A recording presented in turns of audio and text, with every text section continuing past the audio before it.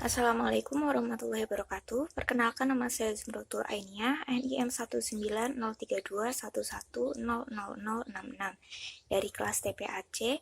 Di video kali ini saya akan menjelaskan tentang review artikel, struktur, perilaku, dan kinerja pasar dalam perbandingan dua jurnal.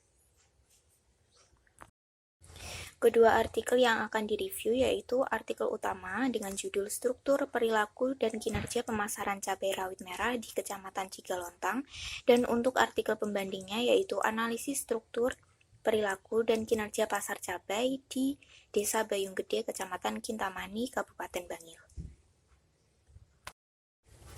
Untuk yang pertama, kita akan membahas review artikel pada jurnal utama yaitu Struktur, Perilaku, dan Kinerja Pemasaran Cabai Rawit Merah di Kecamatan Cigalontang. Cabai merupakan komoditas agribisnis yang besar pengaruhnya terhadap dinamika perekonomian nasional. Berdasarkan data BPS 2011, angka inflasi pada tahun 2010 mencapai 6,96% dan salah satu yang memberikan andil yaitu cabai merah sebesar 0,32%. Kabupaten Tasikmalaya merupakan salah satu sentra produksi aneka cabai di Jawa Barat, khususnya di Kecamatan Cigalontang. Pada umumnya, petani cabai tidak menjual langsung hasil produksinya ke pasar di kota besar, disebabkan oleh keterbatasan yang dimiliki oleh petani. Petani lebih memilih menjual hasil produksinya kepada pedagang pengumpul, namun ada juga yang menjualnya langsung kepada konsumen. Mekanisme pasar di Kecamatan Cigalontang untuk komoditas cabai rawit ini yaitu mekanisme sistem pasar terbuka. Sistem ini menempatkan pedagang pengumpul pada posisi tawar yang lebih kuat dibandingkan petani. Pemasaran cabai rawit ini melibatkan berbagai lembaga pemasaran yang berdampak pada tidak efisiennya sistem pemasaran dan farmer share yang tidak sebanding.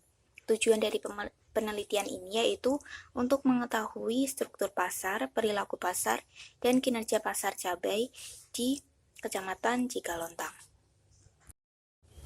Selanjutnya, mengenai metode yang digunakan pada penelitian ini, yaitu menggunakan metode survei dan pengamatan langsung. Pengambilan responden dilakukan dengan metode snowball sampling. Responden petani berasal dari Desa Cidugalen dan Desa Parentas. Lalu analisis struktur pasar dilakukan dengan CR dan hambatan keluar masuk pasar dihitung dengan minimum efficiency scale atau MIS. Perilaku pasar cabai rawit merah dianalisis dengan deskriptif dengan tujuan untuk memperoleh informasi perilaku lembaga pemasaran. Sedangkan analisis kinerja pasar dihitung dengan margin pemasaran, farmer share, dan analisis rasio keuntungan dan biaya. Indikator yang digunakan dalam menjelaskan petani responden pada kelompok tani ini adalah umur, pendidikan, pengalaman usaha tani, luas lahan, dan status kepemilikan lahan. Kelompok usia tertinggi terdapat pada usia 31-40 tahun, yaitu sebesar 33,33%. Petani dengan kelompok usia lebih dari 61 tahun, yaitu sebesar 26,67%. Petani responden memiliki tingkat pendidikan yang cukup tinggi. Hal ini karena terdapat petani yang memiliki pendidikan hingga tingkat perguruan tinggi yaitu sebesar 6,67%. Rata-rata luas lahan yang digarap petani responden yaitu sebesar 5.140 meter kubik. 90% lahan dari lahan pertanian tersebut merupakan kepemilikan pribadi. Karakteristik yang diperhatikan pada pedagang responden yaitu umur, jenis kelamin, tingkat pendidikan, dan pengalaman berdagang. Pedagang responden memiliki umur yang bervariasi. Tingkat pendidikan pedagang cabai rawit merah juga bervariasi, didominasi oleh pedagang yang tamat sekolah menengah pertama. Pedagang cenderung memiliki pengalaman berdagang yang relatif lama. Selanjutnya kita akan membahas tentang analisis struktur pasar pada jurnal utama ini. Berdasarkan hasil analisis pada penelitian, konsentrasi pasar dihitung dengan CR4. Didapatkan bahwa konsentrasi rasio pedagang pengumpul adalah 0,29. yang menunjukkan bahwa pasar terkonsentrasi lemah. Struktur pasar komoditas cabai rawit merah cenderung oligopsoni. Pada hasil penelitian ini, pasar cabai rawit termasuk pasar kompetitif karena volume penjualan merata dalam jumlah yang kecil dan memiliki banyak pesaing. Hambatan keluar masuk pasar dihitung dengan minimum efisiensi scale atau MIS, diperoleh nilai sebesar 37,01%. Nilai ini menunjukkan adanya hambatan masuk pasar karena nilai MIS lebih dari 10%. Terdapat dua jenis saluran pemasaran cabai, yaitu saluran pertama yang terdiri dari petani, pedagang pengumpul atau antar kota, pedagang besar, pedagang pengecer, dan konsumen. Untuk saluran kedua yaitu terdiri dari petani, pedagang pengumpul atau antar kota, pedagang pengecer di kota, dan konsumen. Lembaga yang terlibat dalam saluran pemasaran ini yaitu pedagang pengumpul, pedagang antar kota, pedagang besar, dan pedagang pengecer. Pada saluran yang pertama merupakan pola yang sering digunakan petani dan pedagang pengumpul desa. Dapat dilihat bahwa sebanyak 23 petani atau 100% menjual langsung cabai rawit merah ke pedagang pengumpul atau vendor. Pada pola saluran kedua digunakan oleh 7 petani yang menjual hasil panennya ke 2 orang pedagang pengumpul. Selanjutnya yaitu tentang perilaku pasar. Perilaku pasar di sini meliputi praktik pertukaran atau fungsi pemasaran, strategi harga, strategi produk, penggunaan informasi, dan kerjasama. Berdasarkan penelitian, praktik pertukaran atau fungsi pemasaran yang dilakukan oleh lembaga pemasaran yaitu fungsi pertukaran berupa jual beli cabai rawit yang fungsi pertukaran berupa jual beli. Fungsi fisik berupa pengangkutan cabai dari tempat hasil panen sampai di tempat penggudangan dan penyimpanan sebelum cabai dipasarkan, serta fungsi fasilitas berupa sortasi dan pengemasan. Strategi harga adalah SOP harga yang ditentukan berdasarkan rekomendasi pertanian markup standar. Strategi produk yang dilakukan adalah aktivitas yang berasal dari bawah yaitu produsen menuju ke arah atas yaitu konsumen melalui lembaga pemasaran tersebut disebut dengan aktivitas vertikal. Fungsi pemasaran yang dilakukan oleh petani yaitu fungsi pertukaran atau penjualan, fungsi fasilitas yaitu sortasi, dan fungsi penanggungan risiko serta fungsi pembiayaan dan informasi harga.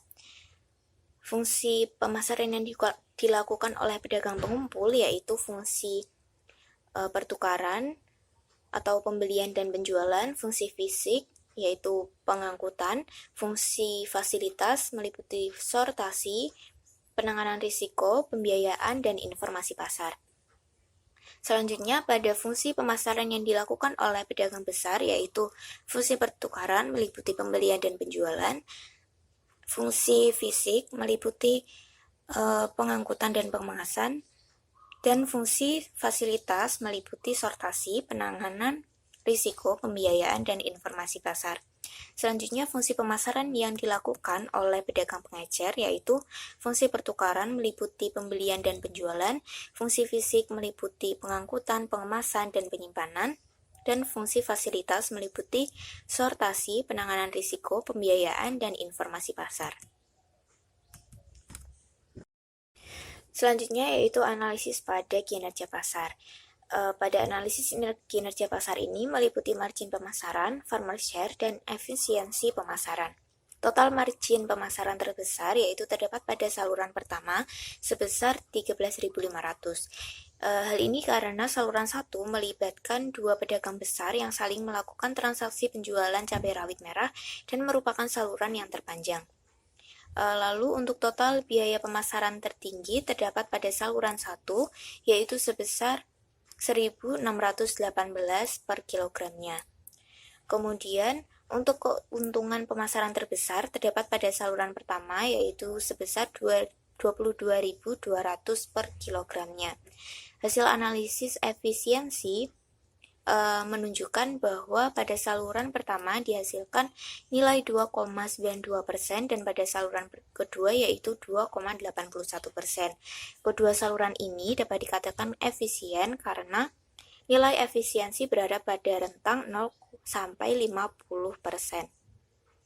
Lalu untuk hasil analisis margin dengan margin pemasaran terkecil yaitu terdapat pada saluran kedua sebesar 12.000, sedangkan farmer share yang terbesar terdapat pada saluran kedua yaitu sebesar 70%. Selanjutnya kita akan melanjutkan pembahasan pada review artikel jurnal pembanding yaitu dengan judul Analisis Struktur, Perilaku, dan Kinerja Pasar Cabai di Desa Bayung Gede, Kecamatan Kintamani, Kabupaten Bangli. Bali merupakan salah satu provinsi yang mayoritas mata pencaharian penduduknya adalah petani. Salah satu daerah penghasil produksi sayur-sayuran yang cukup besar adalah Kecamatan Kintamani. Hampir 90% penduduknya bermata pencaharian sebagai petani. Tanaman cabai merupakan tanaman yang dominan dihasilkan. Produksi cabai di Provinsi Bali dari tahun 2009 sampai tahun 2013 cukup berfluktuasi. Pemasaran menjadi hal yang sangat penting dalam menjalankan kegiatan usaha tani, tidak terkecuali pada komoditas cabai di Desa Bayung Gede, Kecamatan Kintamani. Tujuan dari penelitian ini yaitu untuk mengetahui struktur pasar, perilaku pasar, dan kinerja pasar komoditas cabai di Desa Bayung Gede, Kecamatan Kintamani. Penetapan responden dilakukan dengan sensus yaitu 30 orang. Pengumpulan data dilakukan dengan wawancara, dokumentasi, dan studi pustaka. Sedangkan untuk metode analisis yang digunakan yaitu analisis deskriptif dengan analisis margin pemasaran, farmer share, dan efisiensi pemasaran. Karakteristik responden dalam penelitian ini yaitu meliputi jenis kelamin, umur, tingkat pendidikan, pengalaman usaha tani, dan luas lahan.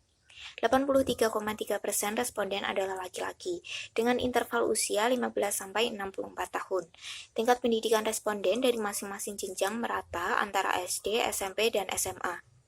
Pengalaman usaha tani yang paling lama yaitu lebih dari 30 tahun. Sedangkan untuk luas lahan bervariasi dengan jumlah paling banyak memiliki dengan luas tanam di bawah 50 are. Kemudian untuk responden lembaga pemasaran berjumlah 3 orang dengan karakteristik usia dan pendidikan. Oke, selanjutnya kita akan membahas tentang struktur pasar pada jurnal pembanding ini, yaitu terdapat 3 jenis saluran pemasaran cabai pada petani cabai di Desa Bayung Gede, Kecamatan Kintamani, Kabupaten Bangli. Untuk saluran pertama terdiri dari petani, pedagang pengepul, pedagang pengecer, dan konsumen. Untuk saluran pemasaran kedua terdiri dari petani, pedagang pengepul atau antar kota, pedagang pengecer di kota, dan konsumen.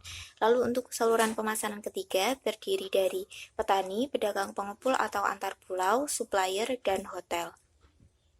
Lembaga-lembaga yang terlibat dalam saluran pemasaran ini adalah pedagang pengepul, pedagang antar kota, pedagang antar pulau, dan pedagang pengecer. Lembaga tersebut terdiri dari 1 orang pedagang pengepul, juga sekaligus berperan sebagai pedagang antar kota dan antar pulau, serta 2 orang pedagang pengecer.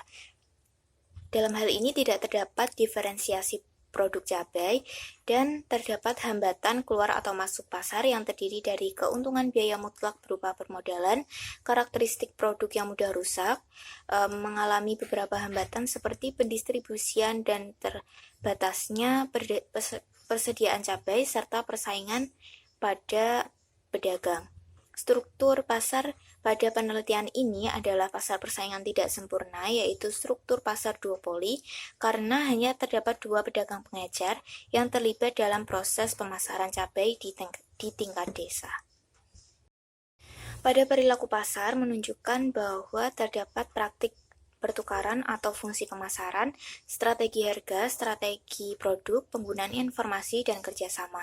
Fungsi pertukaran berupa jual beli cabai, lalu untuk fungsi fisik berupa pengangkutan cabai dari tempat hasil panen sampai tempat penggudangan dan penyimpanan, lalu fungsi fasilitas yaitu berupa sortasi dan pengemasan dengan mengelompokkan cabai tersebut berdasarkan kualitasnya. Lalu untuk strategi harga adalah SOP harga yang ditentukan berdasarkan rekomendasi petani dan markup standar atau penentuan harga dengan menambahkan markup pada biaya produksi. Strategi produk yang dilakukan adalah aktivitas yang berasal dari bawah menuju ke atas. Melalui lembaga pemasaran disebut aktivitas vertikal. Saluran bisnis yang terdapat pada aktivitas ini memiliki satu target yang sama pada akhir saluran, yaitu konsumen. Kemudian untuk informasi yang digunakan meliputi informasi statistik dan informasi dinamis. Kerjasama yang dilakukan hanya terjadi antara petani dengan pedagang pengumpul karena adanya keterikatan. Selanjutnya untuk kinerja pasar, yaitu meliputi margin pemasaran, farmer share, dan efisiensi pemasaran. Margin pemasaran pada saluran pertama yaitu 3.000 per kilogramnya, pada saluran kedua yaitu 5.000 per kilogramnya, dan untuk saluran ketiga adalah 15.000 per kilogramnya. Besar farmer share pada saluran pertama yaitu 86,96% dan saluran pemasaran kedua sebesar 80% dan untuk saluran ketiga adalah 57,14%. Sedangkan efisiensi pemasaran pada saluran pemasaran pertama yaitu 3,38%, pada saluran kedua yaitu 7,15% dan untuk saluran ketiga yaitu 8,32%. Keuntungan yang diperoleh lembaga pemasaran pada saluran pertama adalah 1.222 per kilogramnya, untuk saluran kedua yaitu 1.400 per kilogramnya, dan untuk saluran ketiga 6.339 per kilogramnya. Nah, pada setiap saluran ini, untuk saluran pertama, kedua, maupun ketiga, menunjukkan bahwa pemasaran cabai sudah mencapai tingkat efisien. Hal ini karena efisiensi berada pada rentang 0 sampai 50%. Berdasarkan pembahasan yang telah dilakukan sebelumnya, maka dapat ditarik kesimpulan bahwa pada perbandingan struktur pasar, artikel utama yaitu mendekati struktur pasar oligopsoni dengan terdapat dua saluran pemasaran. Sedangkan pada artikel pembanding, struktur pasar ini mendekati struktur pasar duopoli dengan terdapat 3 saluran pemasaran. Lalu pada perbandingan perilaku pasar untuk kedua jurnal, yaitu pada jurnal utama maupun jurnal kedua, menunjukkan bahwa terdapat fungsi pemasaran, strategi harga, strategi produk, penggunaan informasi, dan kerjasama. Lalu pada perbandingan kinerja pasar untuk kedua jurnal, telah tercapai efisiensi pemasaran pada saluran pemasaran baik pada jurnal utama maupun jurnal pembanding. Demikian presentasi dari saya mengenai review artikel pada kedua jurnal tersebut. Semoga apa yang saya sampaikan dapat diterima dan bermanfaat. Terima kasih. Wassalamualaikum warahmatullahi wabarakatuh.